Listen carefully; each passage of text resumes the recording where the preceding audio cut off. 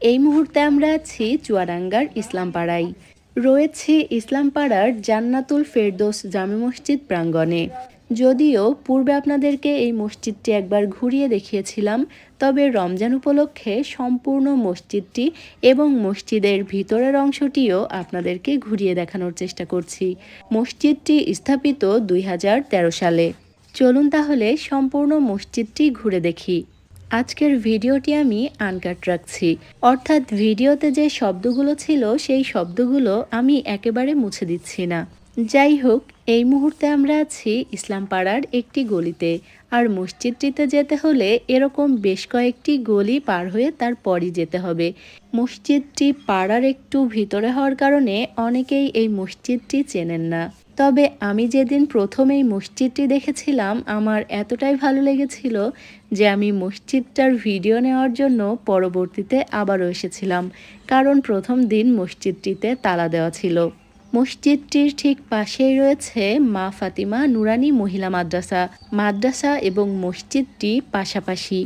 এখান থেকেই কিন্তু মসজিদটির গেট দেখা যাচ্ছে। তো আমরা আরও কিছুটা সামনে এগিয়ে যাচ্ছি, আর সামনেই যে প্রাচীরটি রয়েছে এটিই হলো মা ফাতিমা নুরানি মহিলা মাদ্রাসা। আর সামনে যে লাল এবং সাদা গেটটি দেখা যাচ্ছে এটিই হলো জান্নাতুল ফেরদৌস জামে মসজিদ। মসজিদের কাছাকাছি আসতেই আমাদের দেখা হলো একজন আঙ্কেলের সাথে। তো আঙ্কেল আমাদেরকে বললেন সম্পূর্ণ মসজিদটি ঘুরে দেখতে এবং ভিতরে প্রবেশ করতে। এই যে সুন্দর মসজিদটি দেখতে পাচ্ছেন, এটি কিন্তু শুধু মসজিদ নয়, মসজিদের সাথে এটি একটি হাফিজিয়া মাদ্রাসা, এবং মসজিদের তৃতীয় তলাতে বেশ কয়েকটা বাচ্চা থাকে এবং এখানে তারা কোরআন শিক্ষা নিচ্ছে। উপরের দিকটাও আপনাদেরকে ঘুরিয়ে দেখানোর চেষ্টা করব। এ পর্যায়ে ভিডিওটি আনকাট করে দিচ্ছি, আমার সাথে আপনারাও সম্পূর্ণ মসজিদটি ঘুরে দেখুন।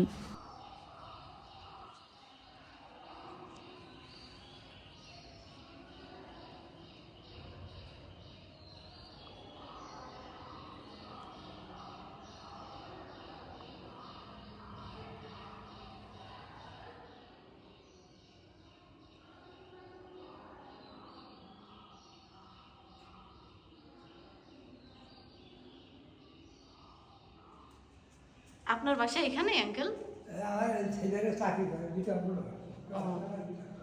আচ্ছা আচ্ছা।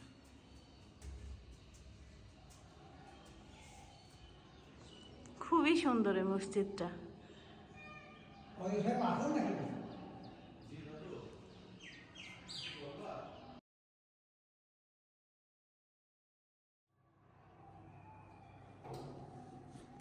ঘুরতে ঘুরতে আমরা চলে এসেছি মসজিদটির একেবারে ছাদের অংশে।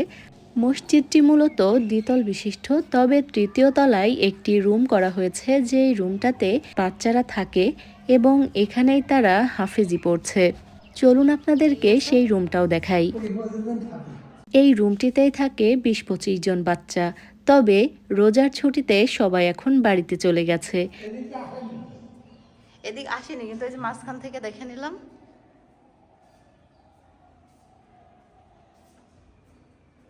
ভিতরে এগুলো কি পরবর্তীতে আবার রং করা হবে?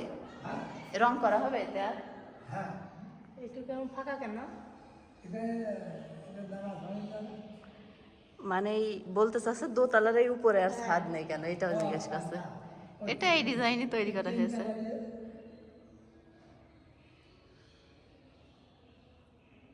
সম্পূর্ণ মসজিদটি আমাদের ঘুরে দেখা শেষ। আমরা এখন নিচের দিকটাতে যাচ্ছি। মসজিদের প্রথম তলাতে কিন্তু অজুর জায়গাও রয়েছে, তবে সেটা মসজিদের ভিতরের দিকে, বাইরের দিকে নয়। যাই হোক, আজ আপনাদেরকে ঘুরিয়ে দেখানোর চেষ্টা করলাম ইসলামপাড়ার জান্নাতুল ফেরদৌস জামে মসজিদ। আশা করি আজকের ভিডিওটি আপনাদের বেশ ভালো লেগেছে। আমাদের আজকের আয়োজন এ পর্যন্তই। এতক্ষণ যারা আমার ভিডিওটি দেখছিলেন সবাইকে অনেক ধন্যবাদ। ভালো থাকবেন, দোয়া রাখবেন। আল্লাহ হাফেজ।